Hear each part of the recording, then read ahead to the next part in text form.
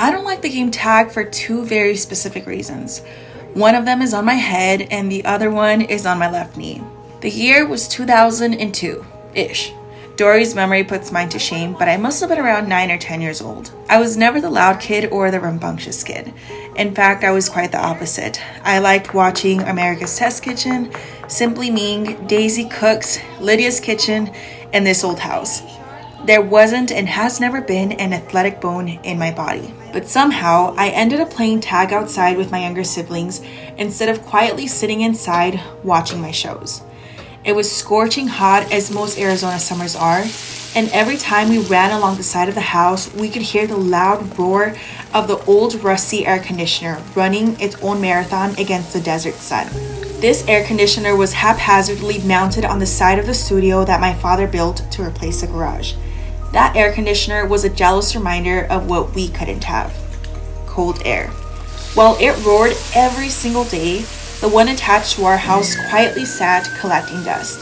Our windows and doors would be open to allow the air in, but realistically, the hot, arid summers meant any air that came in felt similar to the feeling you get when you open an oven door and the heat smacks you right in the face. I don't know how long we played tag for, but I do know that every time I ran next to that air conditioner, I'd see the water dripping down and I'd get a little distracted.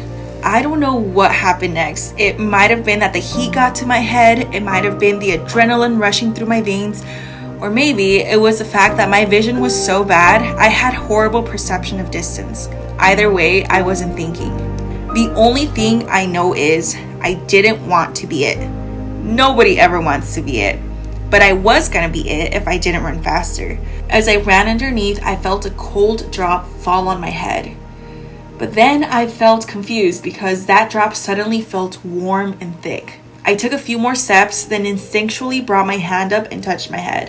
When I brought it back down to take a look, I realized it was covered in red.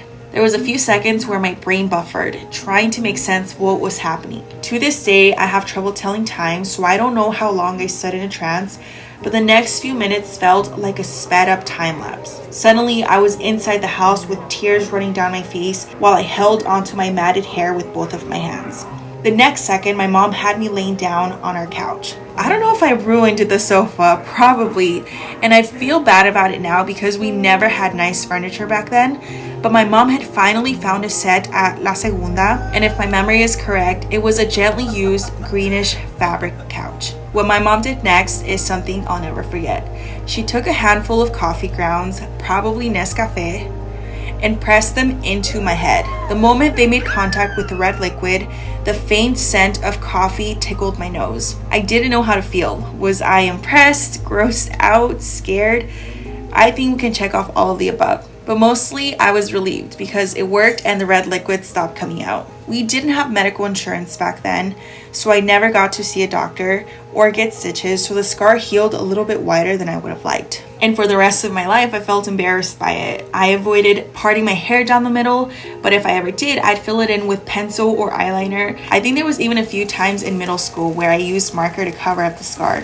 I tell you this now because when I was filming this video, I didn't realize it was visible. When I sat down to edit the footage and noticed it staring me in the face, my first thought was to delete everything. But as I kept watching, the frames captured on film of my baby boy happily making his onigiri made me realize that I can't let my childhood scars drown out the memories I'm creating today. So instead of pretending it isn't there, I'll address the elephant in the room, then ask it to take a seat so I can finish telling my story. And if you're wondering, yes, I still hate the game tag.